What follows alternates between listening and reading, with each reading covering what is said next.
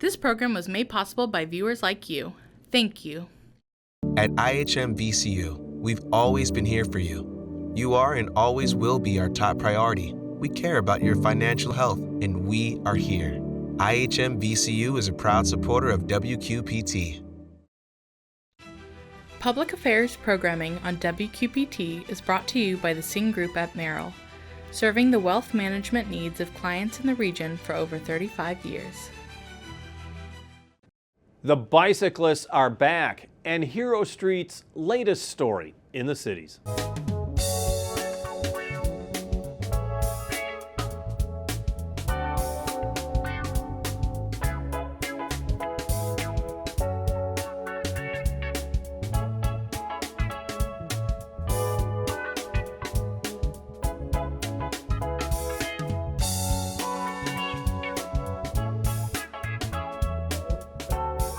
The legendary story of Hero Street in Silvis, a story of sacrifice involving the families who lived in this one neighborhood, is being documented once again. We'll talk to the award-winning director behind the latest chapter in just a moment. But first, getting ready for the races. The 58th running of the Quad Cities Criterium just days away. The third of a trio of Memorial Day weekend races that starts at Burlington's Snake Alley, weeds over to Muscatine's Weed Park, and then ends in the village of East Davenport. But it's just one of the big events sponsored by the Quad Cities Bicycle Club in the weeks ahead. And John Harrington from the club joins us with more. This year marks 11 years in the village of East Davenport. I mean, this is a home that you feel welcomed, and it's welcoming. From day one, we felt welcomed. So we actually met with the village organization. They welcomed us to the area. And then our race director, Tom Schuler, went door to door, both businesses and residential, to say, hey, I'm Tom. We've got a race coming to your town. We hope that you'll support it. And to a person, all have welcomed us. The Criterium is such a signature event for the Quad Cities, and in some ways really does help kick off the summer season. It does, and we're actually the fourth race of the weekend. So there's two races in Burlington. One is a super flat one Friday night called Friday Night Lights, and then there's the less than flat one is the next one. Is the next one, and world famous really, Snake Alley. And then on Sunday is the Muscatine race at Weed Park. It's hilly too. And so ours is the final of the weekend, and it too is hilly. So great race for Criterium racers and fans. I wanted to double check. It is the, how many years for the Criterium now? We're on 58. 58, It's okay. our 58th, and we are the second oldest race in the United States. Well, and the Muscatine race is like 40 some years as well. I mean, we're talking about some real history with these bicycle races. No question. And with our race director, Tom Schuler, he actually coordinates the four races. He gets all the race directors together. So we figured out what days we're going to have them, what times the events are going to be, have the same categories for prize list. And one change that he made a few years ago didn't get a lot of attention, and that was making equal prizes for men and women pros. And that's just within the last 5 years. That's within the last 5 years, yeah. Exactly right, and it's not common. So a lot of races are still big pots for the men, smaller pots for the women, but he made it equal. I remember when that was announced and when that was implemented, and it was a big deal, and it really is the way it should be. It is, and so as a result, we've attracted more women, which is great. And coming back this year is Peta Mullins.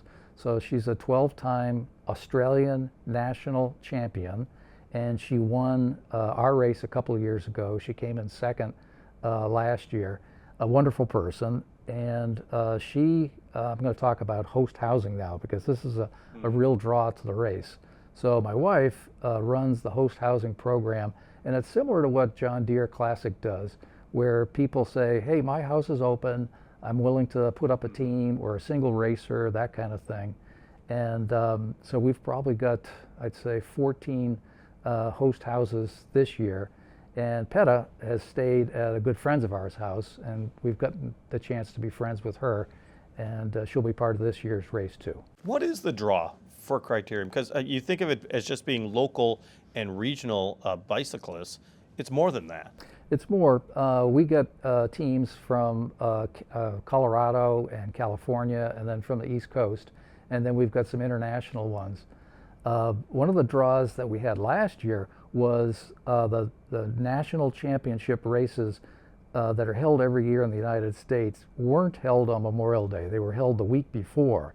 And so we had some national champs show up at our races. And you can tell because for 1 year they're allowed to wear a jersey with the stars and stripes. So we had 2 men and 1 woman that were crowned national champs the week before. What do you like about the race route at the Village of East Davenport? Because we were talking earlier that so many years it was in Belgian Village area, which is relatively flat. That the race course was. Yeah. Rock Island District is very flat. Very flat.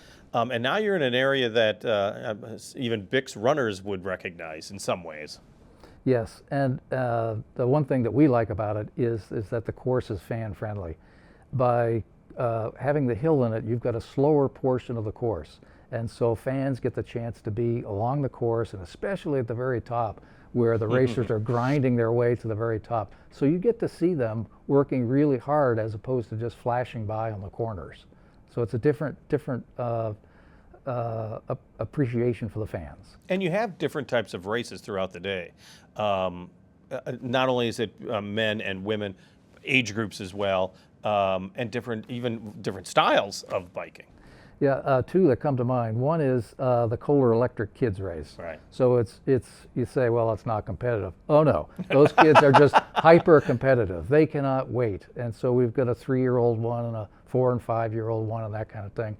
And then mom and dad, grandma and grandpa, those are the loudest cheers during the whole day, where the parents are cheering on their kids. Another race that we've added is we've brought a running race to the event. And so it's the Running Wild Mile, and they actually do a mile. So it's like a lap and a quarter or something like that. The winning time last year was like 4 minutes and 20 seconds. Right. So they're cruising. Yeah, so there's some really good runners that come out on the course as well. So a lot of fun. What do you like about the tradition of the Criterium? That it's a tradition. So I'll give you an example. So a prior race director gave me a 8-foot wide photograph, 2 foot tall. Says, do you want this? I said, love to have it. And it was one of the corners when it was in the village across the river. And so I put it in my office, and I can't tell you how many people have come into my office and said, oh, I sat on that corner, or I raced that day. And then they'll tell me about what happened. And just to add a little bit more about history, our current race director won there twice in the 80s. It's really become, because we're talking about bicycling as a race, but bicycling in the Quad Cities has grown, because you're a member of the Quad Cities Bicycle Club, and there are so many different activities that the club does. In order, you have women's rides, you schedule rides throughout Scott County. The organization has really helped grow bicycling in the area. It has, and so I think we have about 200 rides throughout the year. So these are volunteers that lead the rides, plot out the route, and they're for all abilities. Yeah. You know, whether you're an A and a B rider, which you're riding 20 miles an hour, or you're a leisure rider and you're just out there going 10 or 11 miles an hour. On some of the rides now, we have riders with their e-bikes, and so we welcome those. And so I'll give you another example, the tour of Mississippi River Valley. Which we do want to talk about, yes. Right. We're holding it this year, first week in June, and this will be our first year where we welcome e-bike riders. And whether they're pedaling and getting assistance or it's a total e-bike, we welcome them because they're riders as well. The tour of the Mississippi Valley, it is the 46th annual tour. I think some people don't even know it exists.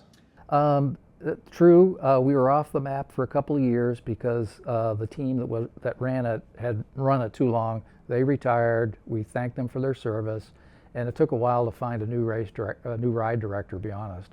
So we're back at it again this year, and it'll go up to Dubuque again. We'll have dinner and the world famous beer garden, at Loris, and then come on back the next day. Total of 108 miles going up, about 90 miles coming back. How many people take part in that? And let's be honest, that becomes a great, a bonding experience. I was going to say a great fraternity, but it's men and women, of course. But it becomes this bonding event. It is a bonding event, and I've got friends to this day where we met each other on Tomroff, and the bonding comes from suffering together, going up the hills into Dubuque, Sure. and then the next day going up the same hills coming home, sore from the day before. So yes, it is a bonding experience. Don't you say, I'll never do this again, and then the next year you do it? No, I've never said that again. You just have to put it out of your mind and keep pedaling. The key also is weather, of course, and that really does impact who takes part. But tell me about the registration and how you get involved in that. Yeah, so registration, just go to the Quad Cities Bicycle Club website, qcbc.org, and it'll lead you right to Tomroff. And one of the great things about Tomroff is, one, it's a well plotted out route over quiet roads, so you're going to be safer than just going on your normal roads. And two, there are 10 rest stops. So 6 the first day, 4 the second day. And at those rest stops, you get great food, friendly people, fill up your water bottle with Gatorade and whatnot. And we typically have them on the side of the road where there are shady trees. So you can actually, on a really hot day, just sit there, relax, be there with your friends, and then goad each other on to get back on the bike. Mm-hmm. So. Yeah, you do need that. I want to talk, one last area is safety. I know the Quad Cities Bicycle Club was very active and very supportive of the hands-free legislation that requires that you don't look at your phone device while driving. It's a bicycle club, of course, is very concerned about that. You're happy with the legislation, and how important is that? Yeah, very happy with the legislation. I'll tell you a personal story. So last year, a little-known crosswalk protection bill was signed, and a few of us helped get that across. And my wife and I got invited to the signing to be there with Governor Reynolds to sign it. And it basically gave protection for riders, runners crossing the crosswalk, because in the actual legislation it only referred to walkers. So they had to just tweak it and put in a few more words. So my wife and I attended the signing. We were standing next to Governor Reynolds. She turned to us, gave us some pens, and I said, I hope we see you here next year to sign hands-free. And she said, I don't know why that hasn't been passed. When I was a senator, I tried to get it passed. I couldn't get it passed. And so here we are. It got signed. And all of us riders have had experience where somebody's texting or they're busy on their phone and we've been buzzed or we've been hit or almost hit. So I'm thrilled that it'll go into effect on July 1st. Are the streets, are the roads becoming more friendly for bicyclists?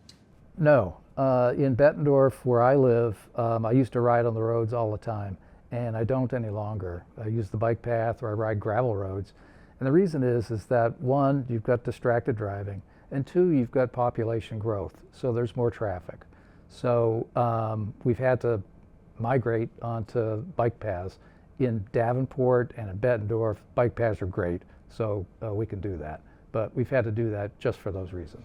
Because I think of, you've seen that they've painted more lines. Yeah. They make it very clear that this is a bike lane. Has that helped? Oh, for sure it's helped, but even still, there's just distracted drivers that they don't see you or they're doing their own thing, whatever. So. We've also talked about the fact that the Quad Cities is so centrally located. East-west routes, now more development of north-south routes, these more national or regional bike rides throughout the area. We've seen that grow greatly over the last few years. Yeah, that's a great question. I've been on rides where I've seen people with all their packs on their bike, and you know that they're going cross-country. And they're on what's called the Mississippi River Trail, and that's part of the nationwide trail going across the United States. And so I've stopped and talked with those folks, and they say, we really enjoy this area because the trail is here, We're safe on it, and the scenery is just beautiful. And then you've got Iowa Nice as well, where they get invited into people's homes for a night or grab a shower or whatever. Because bicycling used to be just something that some people did. It really has, I mean, let's be honest, bicycling was huge when you're a kid, and then when you grow older it becomes less so, and then somehow it gets revived. It does, and you know, we don't have a Lance Armstrong out there getting people out there, but I've noticed the bike paths getting busier and busier. And two things. One, I see more families out there, which is fantastic. People are off the couch, they're out there being with each other. And another thing that's attracted people is the new I-74 bridge. I can't tell you how many families I see, and I mean multi-generational, you know, grandma, mom, and kids out there walking to the center of the bridge to see it. And how many riders there are now that will do a loop in Iowa and Illinois using the Arsenal Bridge or Centennial. Build it or facilitate it and they shall come in Right. so many different ways. Well, and I'll give you another example. So the I-80 bridge is going to be replaced at some point. And there was a survey that was put out that asked what amenity, or what do you think of this, and then what amenity should be added. So we put out the word to our club members and said, this is a chance to get another bike path on it just like the I-74. And so a lot of us voted for that. It turns out that the design will include that. And so a friend of mine was at a meeting with Iowa DOT engineers and said, this is fantastic that this bike lane is being added. How did you guys decide? And he said, because you voted for it. And so that has really lit a fire with our membership, especially since the Centennial Bridge is going to be replaced at some point. There's already discussion between Iowa and Illinois to do that. So we're going to get our votes in again to get that bike path on it as well, which is such a family-friendly amenity for the city. Our thanks to John Harrington of the Quad Cities Bicycle Club. Registration for the Quad Cities Criterium is open right now, and you can also register on the day of the races by heading to the Village Theater in the village of East Davenport. Hero Street is an historic gem in the cities. It received its name in 1968 to honor 57 servicemen from 33 families who served the country from World War II to the Vietnam War. 6 died in the World War, 2 died in Korea. Fourth Wall Films has done a series of Hero Street documentaries, and all 4 of them will be re-airing during a special day-long broadcast on WQPT. It's set for Sunday, May 25th. And we're joined by Emmy Award-winning Fourth Wall documentary director Kelly Rundle, who is also working on the latest chapter of the Hero Street story. You have been working and studying and telling the story of Hero Street for years. Why is it such a draw to you? Yeah, we started attempting to tell the story in 2012. We went to Hero Street and filmed Memorial Day observances. But I didn't, although I grew up here, went to United Township High School, went to school with kids who were related to the heroes, I never heard about the Hero Street story. We left the community here, the Quad Cities, and were gone for almost 25 years before we returned, and that's when I heard about it. And the story, of course, is a terrific local Quad Cities story, Illinois history story, but it's also a really terrific American history story. So we're always looking for stories that have a local or regional following, but deserve wider recognition and a wider audience. And this story is that. It's about 8 men, of course, and we tell their personal stories, but those 8 men represent others, many thousands of others who served. It's also a story of heritage, because Hero Street is in a neighborhood that was densely Hispanic. It almost not by accident either. Tell me about that, because the thing about Hero Street, when I think about Hero Street, I think of Hispanic men who were entering World War II and served the country at a time when you may not have given Hispanic people any credit. Yes, it's an American immigration story. I mean, in so many ways. The parents of most of the heroes were, of course, in Mexico. They were caught in the vice of the Mexican Revolution, and they came here because there was a manpower shortage. And so the U.S. government sent trains down to Mexico to bring workers back. And so they were kind of filling those jobs while American men were fighting during World War I. And then around the time of the Great Depression, people were saying, well, those folks are living in these boxcar communities in the rail yard and they're not paying taxes, so we need to get them out of there. So they set aside in Silvis a street that was a former dump site, that's 2nd Street in Silvis, Illinois. And then the families moved there. Some of them moved their boxcars there and built homes. Even now, you could go to Hero Street. If you could peel back some of that siding, you would find under 4 or 5 of those homes, you'd find those boxcars. You have told now 4 Hero Street stories? Correct. Tell me about that. I mean, because you would think for a documentarian that you do one story and that's it, but you are known for making series and updates. Yeah, on this particular story, we struggled with funding. We've struggled with funding for this project more than any other subject we've tried. And we had the good fortune of getting a call. Well, initially we thought we'd do a feature length and tell the story of all 8. Could not fund that. And so it was just a chance phone call from WQPT. And the Illinois Arts Council had offered a grant and for a visually creative documentary.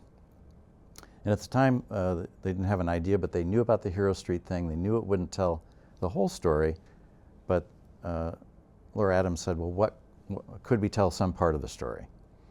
And I had just reviewed, or Tammy and I had just reviewed letters from the Sandoval family. Dozens of letters.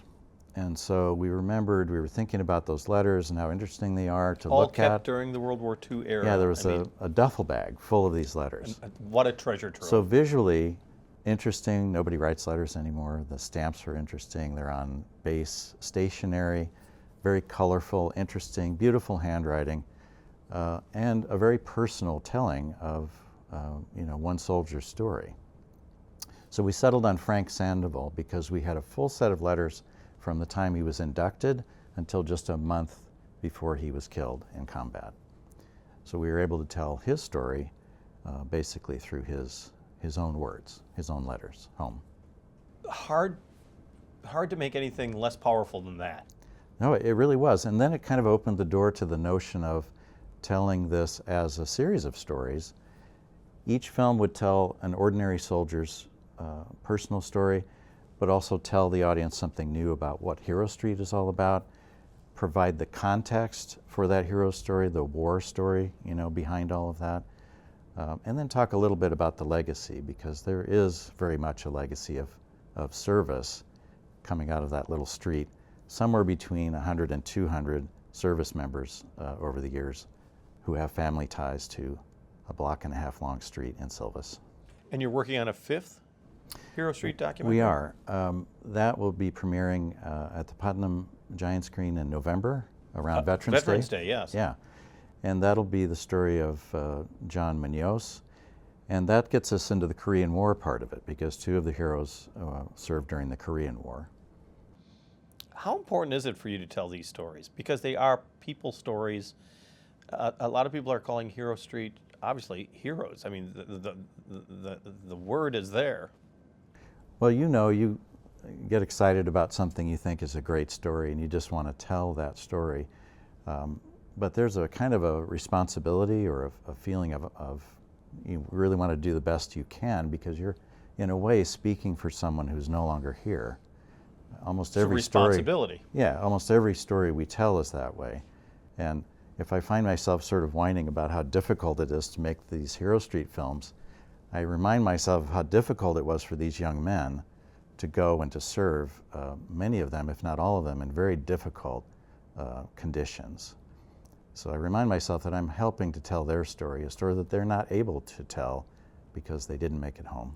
You have told a lot of interesting stories, and I do want to point out that you're going to be at the Quad City Botanical Center June 12th for the Amish incident, Wisconsin versus Yoder, which is actually one of two Yes. Amish-themed documentaries Yes. that you've done. Yeah, it ended up being a two-part thing, Amish incident. There's an Iowa Amish incident that occurred in 1965. There was a famous photo that was carried around the world on the wire services of Amish children running into a cornfield to escape from local school officials who were going to force bus them to town schools. Well, Iowa resolved their situation at the state level, and some of the people who were involved in that incident relocated to New Glarus to kind of escape, the controversy. Which is in Wisconsin, near Madison. And then in New Glarus, we had a second Amish incident. So that involved trying to compel students to attend school after 8th grade, and that eventually ended up in the U.S. Supreme Court. So the U.S. Supreme Court case finding plus the compromise that happened in the state of Iowa really developed the policy for how Amish folks are, how states work with them throughout the whole country. And it's all based on that one photograph, which, as you said, incredibly powerful photograph. Just have a few moments left. I know you're working on a story that we were talking about earlier because it's so interesting to me, is the Peshtigo fire, which was in northeastern Wisconsin. For those who know, it's just a little bit west of Green Bay area. It is an unknown fire to so many people, but it was so devastating. And why is it that people don't know about this? I think it's because the Great Chicago Fire, which was very famous and was deadly, drew all of the attention. And it did so at the time because Wisconsin officials were on their way to help the people suffering in Chicago, unaware that they had a much larger, much deadlier fire of their own in Peshtigo, which was a logging community. You had a perfect storm of drought and fire present, and 1.2 million acres burned, somewhere between 1,500 and 2,500 people killed. Still the deadliest wildfire in recorded history. And nobody knows about it. Almost nobody Almost until your nobody. documentary comes out. And I just find it so fascinating because of the irony that it happened exactly at the same time as the Great Chicago Same Fire. day, yep. Our thanks to Kelly Rundle of Fourth Wall Films. Once again, WQPT will air the 4 Hero Street documentaries on Memorial Day weekend, and you can watch them Sunday, May 25th, right here on WQPT Public Television. On the air, on the radio, on the web, on your mobile device, and streaming on your computer. Thanks for taking some time to join us as we talk about the issues on the cities.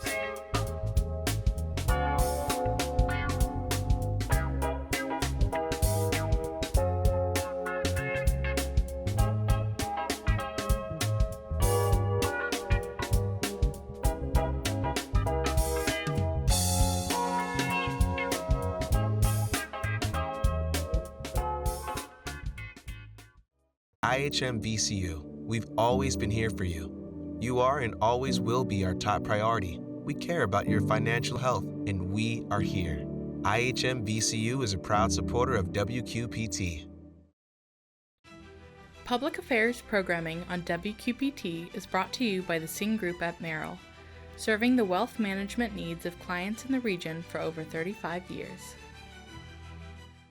This program was made possible by viewers like you. Thank you.